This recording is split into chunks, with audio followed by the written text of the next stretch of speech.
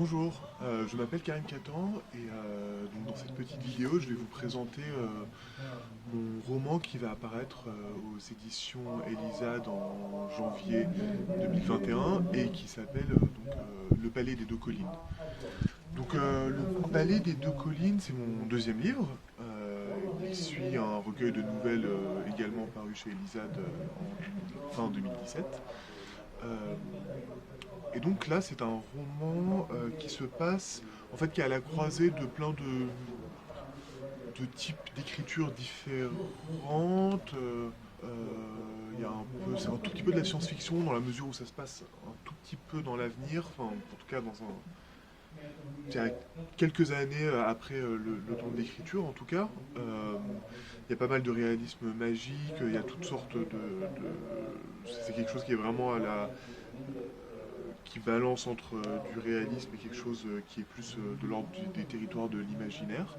Et donc ça se déroule en Palestine. Donc moi je suis palestinien et je suis basé en ce moment à Bethléem, en Cisjordanie. Donc en gros c'est l'histoire d'un jeune Palestinien d'une trentaine d'années à peu près, qui a globalement grandi et passé la plupart de sa vie à l'étranger et qui rentre dans son village natal qui s'appelle Jabalen. Donc c'est un village fictif. Jabalen, ça veut dire les deux collines. Euh, et en gros, il s'enferme dans sa maison de famille, qui est tout en haut de l'une des deux collines. Et c'est un personnage donc, qui s'appelle Faisal, et c'est le narrateur également. Et c'est un personnage issu de la haute bourgeoisie palestinienne. Et donc, la maison, le palais le reflète, c'est une espèce d'énorme maison assez particulière et assez unique dans laquelle il s'enferme. Mais en gros, voilà, il est tout seul dans un village abandonné, dans cette maison au-dessus des collines, et il se retrouve face à face avec sa grand-mère, le fantôme de sa grand-mère qu'il n'a jamais connue. Et donc c'est à partir d'un rapport, donc ils entretiennent un rapport assez conflictuel l'un avec l'autre, car ils incarnent aussi des positions, pas forcément des positions, mais des rapports à l'histoire, à la narration, à la transmission de la mémoire et à l'engagement politique qui sont très différents. Et à partir de ce conflit, en fait, émerge une multitude de récits que Faisal, donc, comme il est narrateur, raconte au fur et à mesure qu'il perd pied dans la réalité quand même. Donc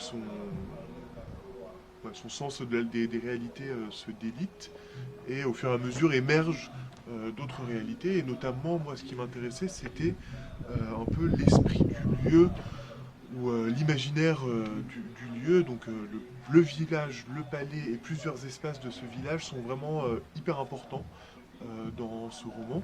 Donc c'est ces endroits qui sont visités enfin, ouais, qui sont visités au cours de l'intrigue.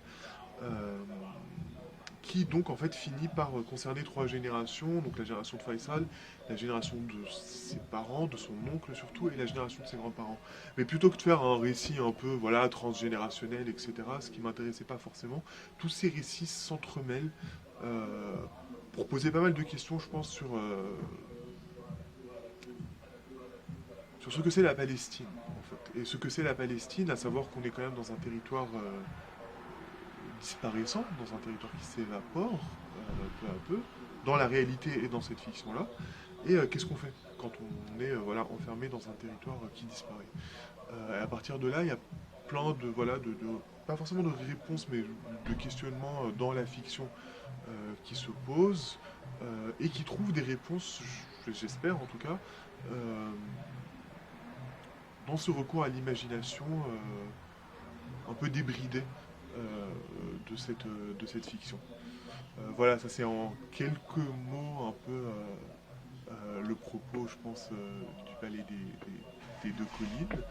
J'espère aussi que c'est un roman voilà, qui pose des questions, comme je le disais, sur l'engagement politique, sur donc, la transmission, sur la narration et les récits de soi, de sa famille et des autres. Donc dans le cadre très très local, non seulement palestinien, mais hyper spécifique d'une famille de la haute bourgeoisie chrétienne palestinienne dans un village. Mais c'est des questions un peu plus générales. J'espère aussi voilà, qu'elles résonnent et qu'elles parlent à beaucoup d'autres gens. Et j'espère aussi que c'est un roman qui est un peu trouble ces questions, qui les rend peut-être plus intéressantes, qui s'éloigne un peu des écueils traditionnels dans lesquels on a tendance à sombrer quand on réfléchit à ces questions. Donc voilà, bah, j'espère que ce rapide aperçu vous aura donné envie de lire le roman. Et merci.